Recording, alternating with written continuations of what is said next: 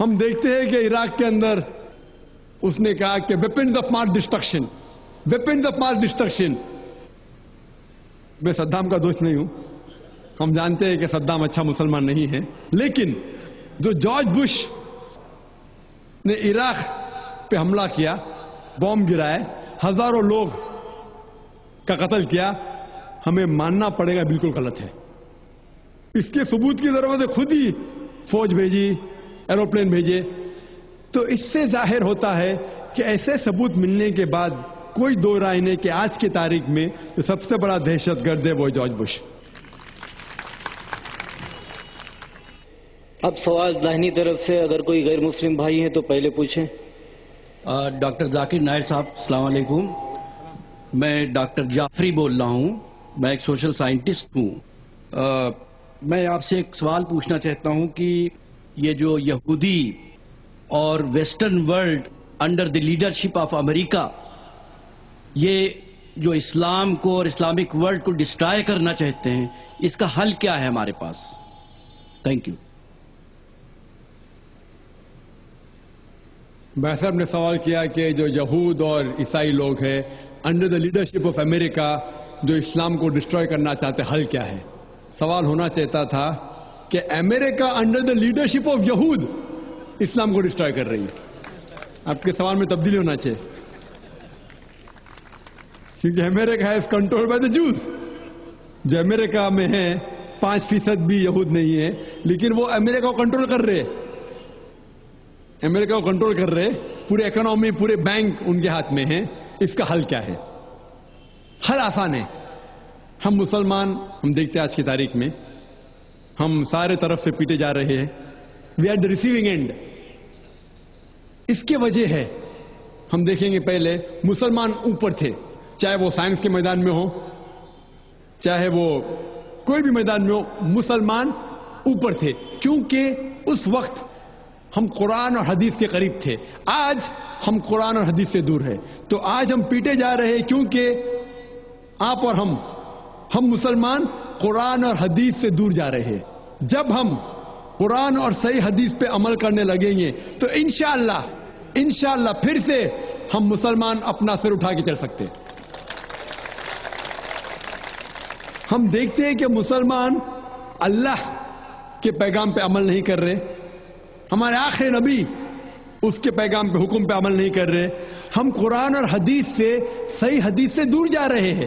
جب ہم قرآن اور صحیح حدیث پہ پھر سے عمل کریں گے تو انشاءاللہ ہم پائیں گے کہ مسلمان پھر سے دنیا میں سب سے اونچا ہوگا. اور یہ حدیث میں ذکر ہے، اس کا جو ہو رہا ہے آج مسلمانوں کو، وہ ہم ہی اس کے ذمہ دار ہیں.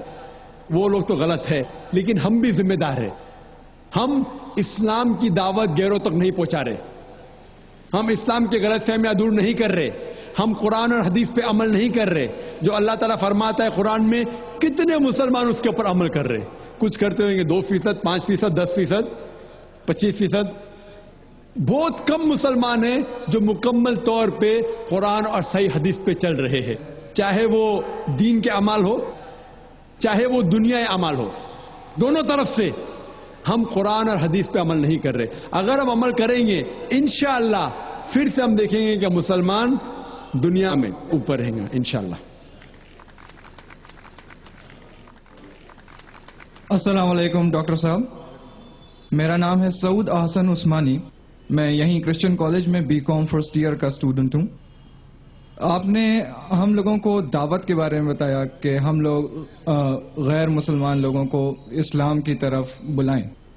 تو میں یہ جاننا چاہتا ہوں، کل کو انشاءاللہ جب میں اس کام کے لیے، اس نیک کام کے لیے آگے دنیا میں نکلوں گا، تو کسی غیر مسلمان نے مجھ سے سب سے پہلے یہ پوچھ لیا کہ میں اپنا مذہب چھوڑ کے، جس کو میں اتنے سالوں سے پریکٹس کر رہا ہوں، آپ کا اسلام کیوں پکڑ لوں؟ یا ایک سٹیپ آگے جا کے اس نے یہ کہہ دیا، آپ اپنا اسلام چھوڑ کے میرے مذہب میں کیوں نہیں آ جاتے؟ تو ان دونوں سوالوں کا میں کیا جواب دوں؟ شکریہ. بھائی صاحب نے سوال پوچھا کہ اگر کوئی مجھ سے یہ پوچھے گا کہ میں میرا مذہب چھوڑ کے اسلام کیوں قبول کروں، یا آپ اسلام چھوڑ کے میرا مذہب کیوں نہیں قبول کرتے؟ وہ ایسی مثال ہے کہ ایک اسکول اگر حساب میں ये बच्चों को सिखाती है कि 2 जमा 2 5, और दूसरी स्कूल सिखाती है 2 जमा 2 4, तब कौन सी स्कूल में दाखिल होंगे? वो स्कूल जो हक की बात कर रहा है, लेकिन आम इंसान को हिसाब के बारे में पता है कि 2 जमा 2 4 है और 2 जमा 2 5 नहीं है। तो इसीलिए जब आप कॉलेज में एडमिशन लेते, आप उस कॉलेज में एडमिशन लेने की कोशिश करेंगे जो कॉलेज में सबसे बेहतरीन पढ़ाई होती है।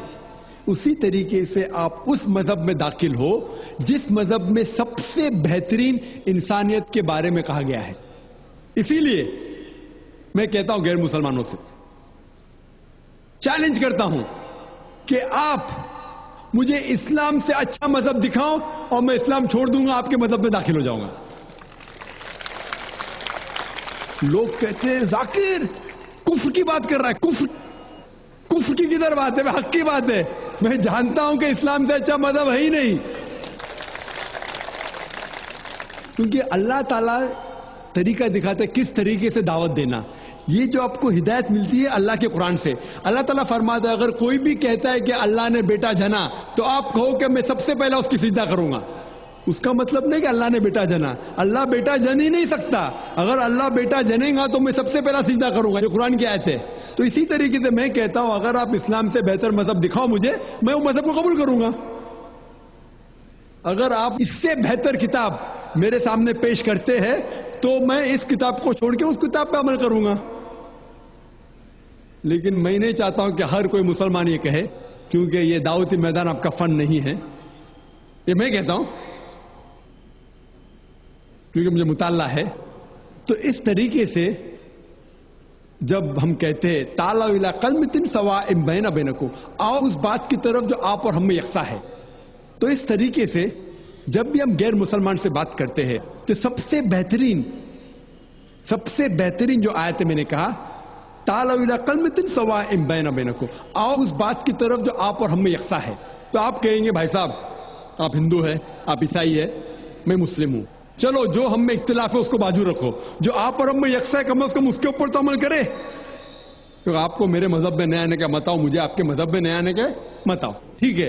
कम से कम जो आप और मेरे मजहब में यकसा है उस बात के ऊपर तो हम एक साथ में अमल करेंगे और कोई भी नहीं कहेगा कि नहीं। तो कुरान में अल्लाह ताला फरमाते हैं ताला इला कलमतिन सवाइम बैना बैनकुम, आओ उस बात की तरफ जो आप और हम में यकसा है। सबसे पहली बात अल्लाह नाबुदा इल्लल्लाह, हम सिर्फ अल्लाह सुब्हानहू तआला की इबादत करें। वला नुश्रिका बिही शैय्यन, कि आपस में हम किसी को अल्लाह के साथ शरीक न करें। वला यत्तखिज़ बादुना बादन अरबाबन मिन दुनिल्लाह, हम आप और हम में से किसी को अल्लाह के बराबर कोई रब न बनाए। फ़इन तवल्लौ फ़क़ुलू शहदू बिअन्ना मुस्लिमून, और अगर वो आपकी बात को न माने तो कहो कि हम मुसलमान हैं, अल्लाह के आगे झुकते हैं। तो अल्लाह ताला दिखाता है किस तरीके से दावत देना। तो मैं कभी भी गैर मुस्लिम से मिलता हूं, मिसाल के तौर पे कोई हिंदू से मिलता हूं, वो कहता है कि मैं मेरा मजहब क्यों छोड़ के इस्लाम में दाखिल हूं, मैं कहूं मत दाखिल हो। कौन बोल रहे दाखिल होने के लिए? कम से कम आप बराबर से आपके मजहब पे कम से कम बराबर से अमल करो। और सबसे पहली बात जो दावत की सबसे अहम बात है, अल्लाह ताला फरमाते ताला इला कलमतिन सवाइम बैना बैनकुम अल्लाह नाबुदा इल्लल्लाह, आओ उस बात की तरफ जहां पर हम यकसा है। सबसे पहली बात है सिर्फ अल्लाह के अलावा किसी की इबादत ना करे। तो जब हमको हिंदू से पूछते हैं कि आप कितने खुदाओं में मानते हैं, कितने भगवान में मानते हैं, कोई कहेगा 3, कोई कहेगा 100, कोई कहेगा 1000, कोई कहेगा 33 करोड़। लेकिन अगर आप एक आलिम हिंदू से पूछेंगे जिसको अपने मजहब के बारे में इल्म है, हिंदू मजहब के बारे में इल्म है, उससे पूछेंगे कि कितने खुदाओं में आपको यकीन रखना चाहिए, तो वो हिंदू कहेगा कि हिंदू को सिर्फ एक खुदा में यकीन रखना चाहिए और एक ही खुदा की इबादत करना चाहिए। लेकिन आम हिंदू वो मानता है एक फिलॉसफी जिसे कहते हैं पैंथीइज्म। आम हिंदू मानता है कि सब कुछ खुदा है।